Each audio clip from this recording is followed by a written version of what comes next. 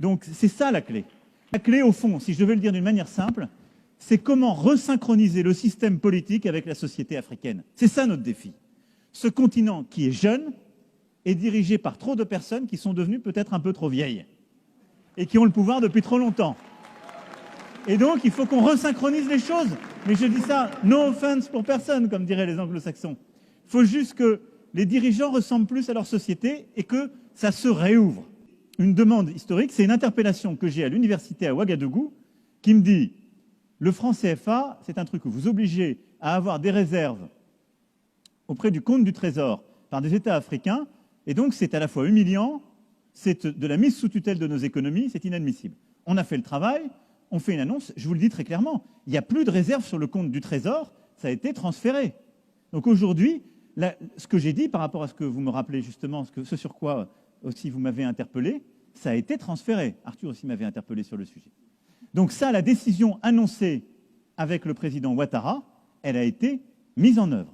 Les réserves obligatoires, finies, plus sur le compte français.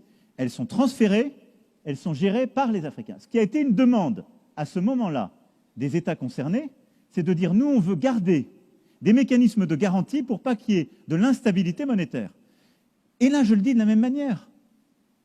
La France, elle ne peut pas dire on vous laisse tomber si vous voulez une aide à la stabilité, un soutien.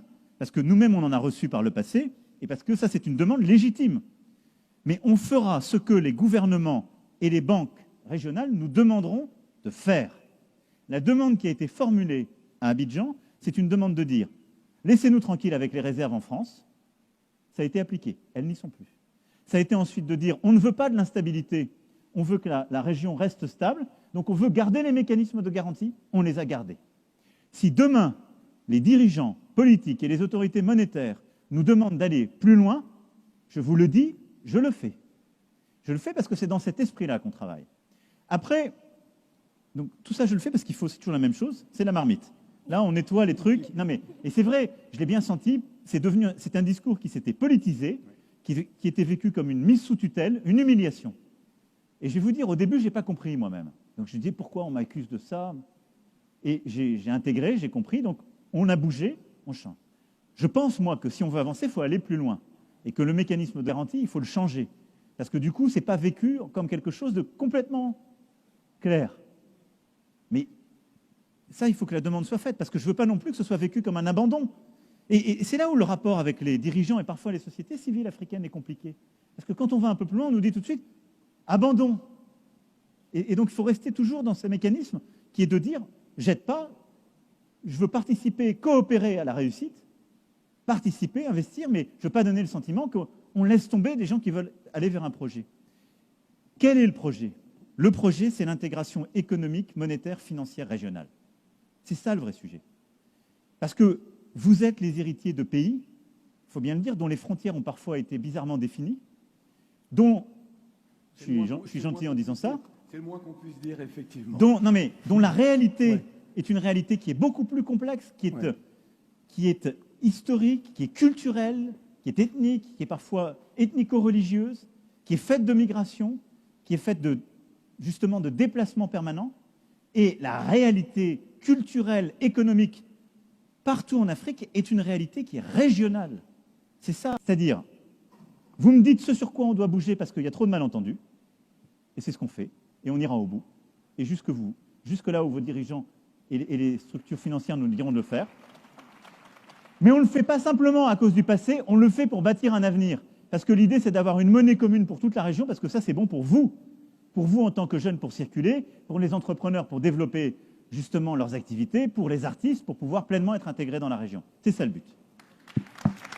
Merci. Et donc, je dis ça parce que ce qu'on est en train de faire est très important et vous portez une énergie, une indignation, parfois une colère.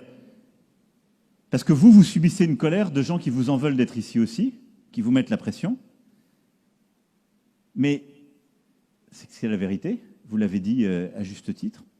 Mais je ne voudrais pas non plus que vous vous mettiez à me reprocher tout ce que les autres ont pu faire ou font à côté, mais que j'ai décidé de ne plus faire moi. Parce que j'aurais le même sentiment d'injustice que vous. Donc, je partage totalement votre clarification sémantique. je ne parle pas d'aide et je ne pense pas qu'on va développer quelqu'un ou développer un continent. Je pense que vous savez beaucoup mieux que moi, et vous l'avez d'ailleurs montré avec beaucoup d'énergie, ce qui était bon pour votre pays, ce qui était bon pour votre continent. Notre objectif, c'est de plus en plus d'accompagner des projets, de permettre par un partenariat de les faire. Donc on parle plutôt d'investissement solidaire maintenant. Et pour être très concret, oui pour changer le nom. Parce que je pense que ça le traduit.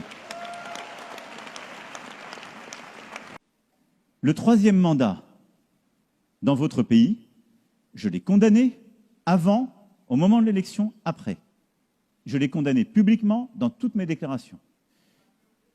Non mais alors après, qu'est-ce que je pouvais faire? Je ne vais pas faire d'intervention ou d'ingérence, vous l'avez très bien dit vous-même, et vraiment, moi j'ai rien à reprendre à ce que vous avez dit. Et on a ensuite beaucoup réduit la coopération de gouvernement à gouvernement pour la remettre vers des ONG, des associations et autres, ce qu'on a fait à chaque fois. Sur le coup d'État, comme vous avez pu le noter, on a soutenu la position de la CEDEAO et de la région. Sur le Mali, enfin. Au Mali, il y a un coup d'État militaire qui a été fait. Un coup d'État militaire, on le condamne à chaque fois par principe.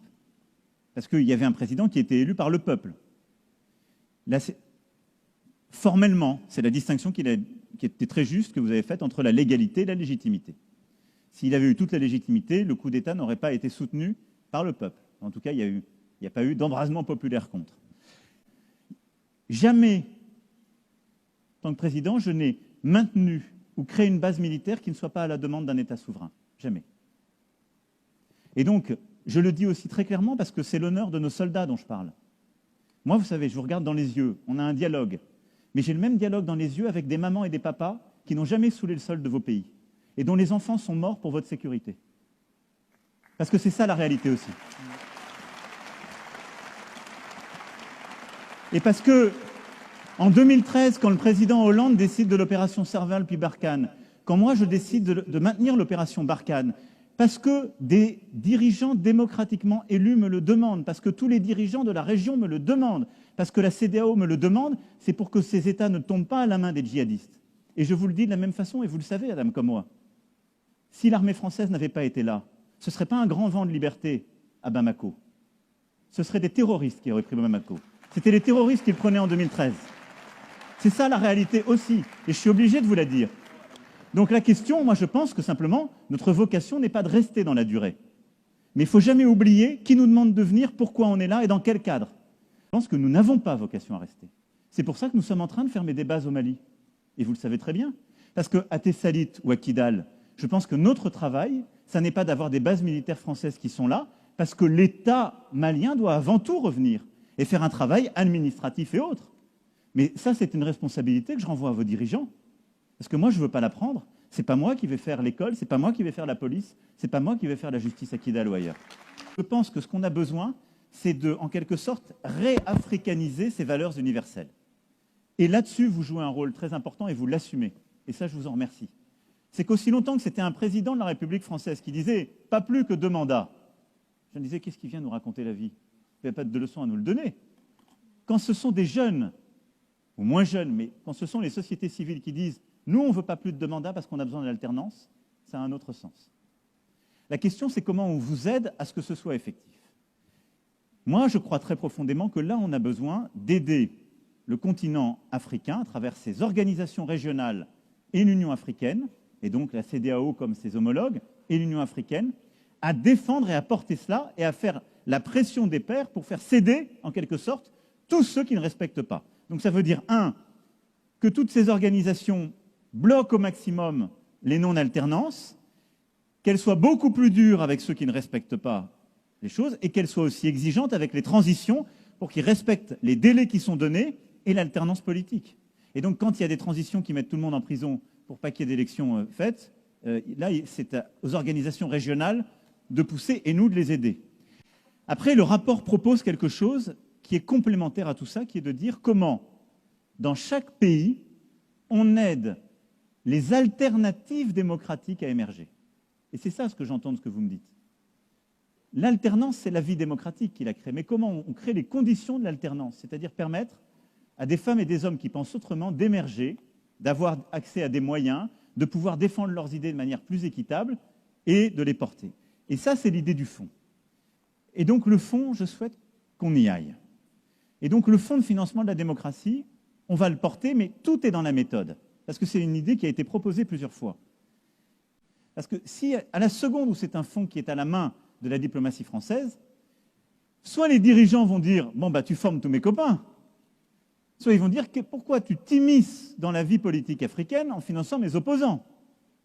Et donc, il faut que la gouvernance de ce fonds, elle soit en quelque sorte indépendante. Et donc, qu'il y ait un comité scientifique, je dirais un comité démocratique, avec des experts africains qui orientent les choses. Oui, il y a une responsabilité très clairement du fait colonial dans l'ébranlement des consciences et dans ce que ça produit ensuite historiquement. Vous avez raison. Est-ce que pour autant le fait colonial fait qu'il ne pourrait pas y avoir une vie démocratique avec de l'alternance démocratique pour toute éternité? Je ne crois pas. Je ne crois pas. Je pense aussi qu'on peut créer les conditions de stabilité. Il peut y avoir aussi le courage des dirigeants et des choix qui soient assumés pour que ça advienne. On parlait des difficultés au Mali tout à l'heure. Juste à côté au Niger, pays très pauvre, pays qui vit la guerre, vous avez quand même un dirigeant avec le président Issoufou qui a vécu le même fait colonial, qui est aujourd'hui bousculé, qui a été encore plus touché par la guerre en Libye, il est encore plus près, qui est bousculé par les trafics, etc., et qui a assumé d'organiser dans son pays la première alternance démocratique. Donc c'est possible. C'est possible. Et il l'a fait, y compris en prenant des risques, parce que ethniquement, ce n'était pas la solution la plus simple, c'était celle qui était la plus contestée, et il l'a assumé, ça a été porté, ça a été fait. La paix et la stabilité ont maintenu, et il y a une vraie alternance. Et il y a un président, honnêtement, le président Issoufou, il avait plutôt réussi. S'il avait écouté tous ses partisans ou s'il avait fait ce qu'on lui poussait à faire, il aurait très facilement dit « troisième mandat, sinon ça va être l'instabilité ». Mince, on peut l'applaudir parce qu'on a quand même été dur avec beaucoup de dirigeants. Alors oui, il y a des habitudes qui ont été prises, il y a des systèmes qui ont été protégés, et il y a eu, par le passé, vous avez totalement raison de le dire, des systèmes qui ont été protégés pour préserver les intérêts financiers de grandes entreprises ou de pays côté européen, même après la décolonisation, ou pour bouger des dirigeants et pour les supprimer quand ils gênaient les affaires. Tout ça, c'est passé, et ça fait partie du travail historique qu'on doit finir de dévoiler. Est-ce que tout ça, c'est ce qu'on fait aujourd'hui? Non. Et là, je peux vous le dire, il n'y a pas un pays où on fait ça aujourd'hui. Par contre, du coup, une habitude a été prise. Le système s'est grippé. Et les systèmes démocratiques africains, dans trop de pays, pas partout, et je ne veux pas faire de généralité, mais ne permettent plus à la société civile et même à la société politique d'émerger avec de nouveaux talents. Et donc, c'est pour ça que le fond est si important. En fait, ce qui est très dur, c'est qui me donne le critère? Là, les 11 pépites qu'on a, elles ont été sélectionnées, il y a un processus, il y a un comité indépendant qui vous a sélectionné, et vous vous êtes engagé. C'est un critère à la fois objectif et d'engagement, et que vous assumez. On le fait un peu de la même manière quand sur le terrain, on mène des projets avec des ONG ou autres. Mais vous êtes à un moment obligé de revenir à des conditions de légitimité.